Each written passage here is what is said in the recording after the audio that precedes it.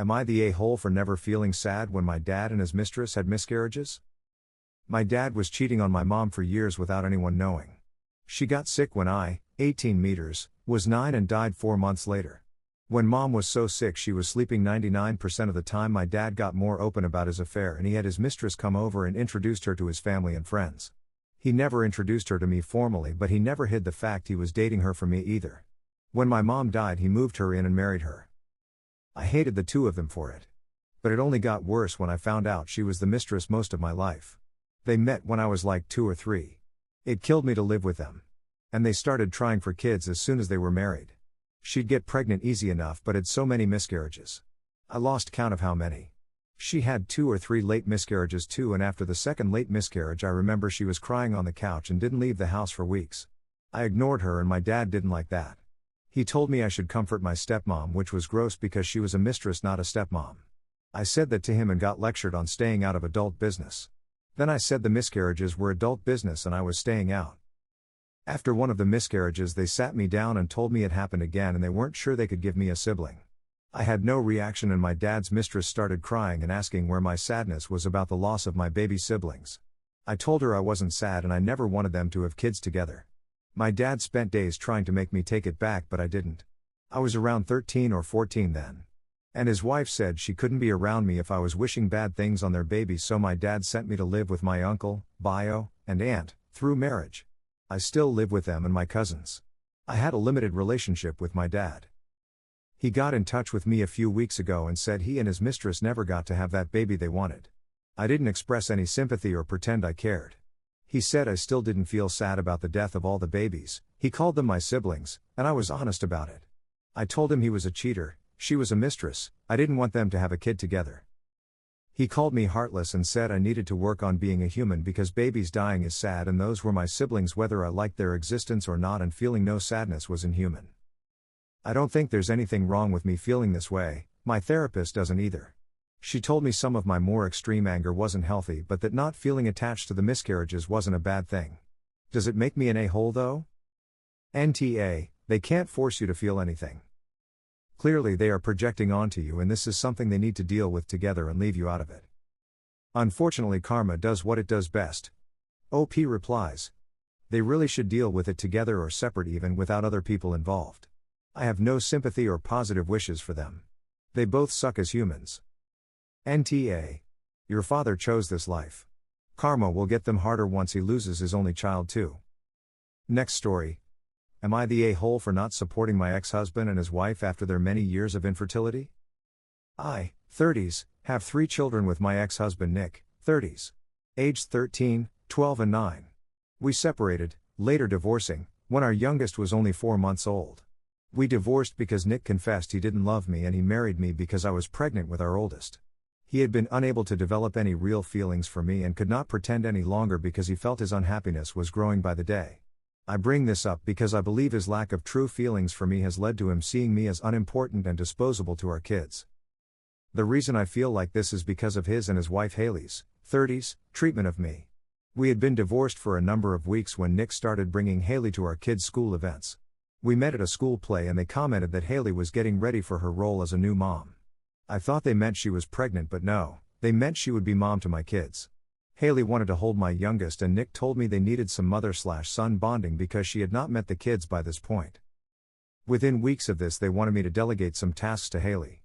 Like school pickup and drop off or taking the oldest to dance. My kids barely knew her. They were not living together at this point. And Nick told me it was important to make space for Haley as a mom. I told him she would be a stepmom but I am their mom. Nick's response was at their house Haley would be mom and the kids could do with a mom and dad parental unit instead of divorced parents. He said he knew Haley would be a better mom than I ever could be. Afterward Haley would call me a BTCH whenever she saw me because I said she would be stepmom and not mom. She said I was so insecure if I couldn't handle taking second place to her. Nick took me back to court to ask for primary/full custody and was denied. I went back with proof they were trying to push me out. Nick even tried to remove me from the school contact list and put Haley on there instead of me. This was all before they married.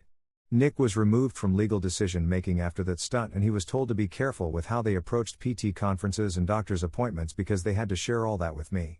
So they did, but it came with hostility.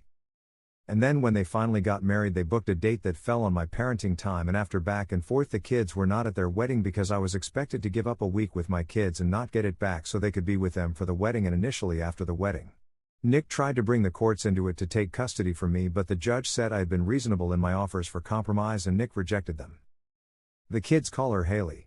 This bothers Nick and Haley, and they prefer me to the two of them, which they have tried to say is because of alienation and not because they put the kids in the middle when they try to encourage them to call Haley mom, or when they say the kids should tell me they want to spend Mother's Days with Haley and not me. Apparently they were trying to have children together for several years. I'm not sure her diagnosis, but Nick said she's sterile and then said infertile. But they are not able to have biological children together. Nick told me all this via our co-parenting app and requested a month with the kids for them to go and visit Haley's family in Canada. I said no. Nick pushed and I forwarded the details of our parenting time split and the wording to say neither parent is obligated to give time up. I saw them in person last week at a show for my youngest. The kids didn't hug Haley and Nick, and Haley then accused me of not being supportive of them and Haley's relationship with the kids. And that all those years of infertility should have helped me find some compassion and understanding and make me willing to help them. I dismissed it. I don't feel like I owe them this. I just want to check if people think I have behaved improperly. Legally I am A-okay. This is not asking for legal advice. Am I the a-hole? NTA at all. Your ex-husband is out of his mind. And so is his wife. She's sterile? Sucks for her. That has nothing to do with you. Not your fault. Nothing you can do. Those are your children. She is not their mother. Those PPL need mental help. Nope. Your ex is the a-hole, but you are not. Sounds like you focus on your kids, but he focuses on how his wife feels about his kids. If they're so desperate for a kid of their own, they could adopt or get a surrogate. You keep being a good mom and keep the kids out of the drama as much as you can. Next story. Am I the a-hole for refusing to help my parents support the bunch of kids they took in? To start with, I'm 17M, my parents' only bio kid. They never had a lot and they're not super hard working either. They get fired from jobs a lot because they call out a few times a month. We were homeless before. My parents even got evicted for not paying rent in the past. My mom's family enablers of them. My dad's parents live in another state and are no contact with my parents. But we talk and they send me money every month to help me get by. This is relevant later. When I was 10, my parents took in mom's sister's kids and her boyfriend's kids. That's 2 bio cousins and 2 not cousins. It was all done privately, so there wasn't really a social worker involved. Just lawyers, and my mom's parents paid for that. It was meant to be a short-term thing, but they're still here. When I was 12, my dad agreed to take in his friend's 2 kids. Again, it was done privately and they didn't have a social worker involved. It was just a lawyer, and my parents sold stuff to pay for those legal fees because we didn't have the money. Our house is only 3 bedrooms, so it was really tight and money was tight. My dad's parents wanted to take me in, but my parents were like no way and told them to F off and leave me where I was with my family. My grandparents looked into fighting for custody, but the lawyers they talked to said that was not going to happen. So they started sending me money secretly. It was a little then and it increased in the last year. When I was 14, my parents took in another kid who's the kid of someone mom used to know, or maybe it was someone her sister knew. IDK. I gave up trying to follow. But that was another kid added to the mix. My parents don't get child support. They don't get help from any of the actual parents. And my parents still treat their jobs like optional chores when they don't want to go. My dad was fired 4 months ago and he only found a new job a week ago. I get money every month from my grandparents to cover stuff I might need for school or just to stay sane. It also covers better food than my parents can provide. What I mean by that is I can buy school lunch and get a hot dinner somewhere instead of sandwiches most days for lunch and dinner. I work part-time too. I save some of the money from my grandparents and what I earn. My parents found out about the money after listening to a conversation I had with Grandpa a couple of months ago. Since then they have asked me to help provide for the family. They say I have siblings who would love to get extra stuff and how they would love for us all to be more secure. I got so mad I told my parents to F off and provide for the kids they took in themselves because that was their choice, not mine, and I'm not picking up their slack. My parents acted surprised that I would feel that way. They said they thought I loved my siblings. I wanted to ask if they were insane but figured they'd think I was the insane one. They really try the guilt trips with me because I'm not helping. Including using the whole "the kids are innocent" crap. And the kids being innocent is why I feel a little bad. I just don't want to be responsible for them. They should be with people who can afford them emo. But there's nothing I can do about it. CPS was called when me and some of the kids showed up to school looking rough and like we didn't eat enough, and my parents lied about the kids being there all the time, and I wasn't believed when I told the truth. Am I the a-hole? NTA. Certainly not. Start making escape plans for age 18. Get out. See if grandparents will have you, go out of state, get some distance. NTA. I'd speak to a counselor at your school. Your parents are neglecting you and the other kids. They may even look into these adoptions. You are 17, so I'm not sure of the laws or where you live, but maybe you can leave and go to your grandparents. By the time your parents get any money together to get you back, you'll be 18. Make sure you have all your important documents and paperwork. Check your credit score and report to make sure your parents haven't taken out credit cards or loans in your name. NTA. I'm sorry those kids are that situation, but it's not your responsibility. I would be clear to your parents that they are neither your kids nor your siblings. You will, I assume, be graduating in May/June. Good. You can leave then. There obviously won't be any help paying for school, so you need to start planning now. Living with your grandparents and attending a community college and working part/full-time might be a good place to start. If you have any way of working now, do so and save every penny. Don't give your parents a dime, you'll need that money to get out.